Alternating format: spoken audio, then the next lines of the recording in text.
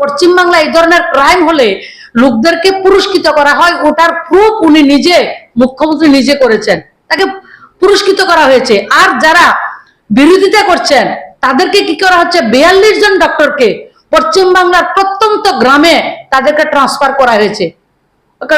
আর 200-র উপরে যারা বিভিন্ন ধরনের পোস্ট টুইট করেছে, ফেজে সেগুলিকে লাইক করেছে, সমস্ত অংশের নাগরিক যারা করেছেন, স্বতঃস্ফূর্ত ভাবে যারা নেমে এসেছেন, তাদেরকে ফোন করে করে তৃণমূলের গুন্ডারা ফোন করে করে জানের হুমকি দিচ্ছে, হুমকি দিয়ে তাদের টুইটগুলি ডিলিট করার জন্য কাজ করছেন।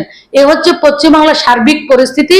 আজকে শুধু একটা মেয়ের জাস্টিসের জন্য নয়, আমার বোন, আপনার বোন, প্রত্যেকটা বাবা তার মেয়ে নিয়ে চিন্তিত, প্রত্যেকটা ভাই তার বোন নিয়ে চিন্তিত, প্রত্যেকটা পুরুষ লোক তার স্ত্রীকে নিয়ে চিন্তিত, সব প্রত্যেকটা পুরোটা সমাজ, গোটা সমাজ আজকে চিন্তিত পশ্চিমবাংলার এই বর্বরচিত কাজের জন্য।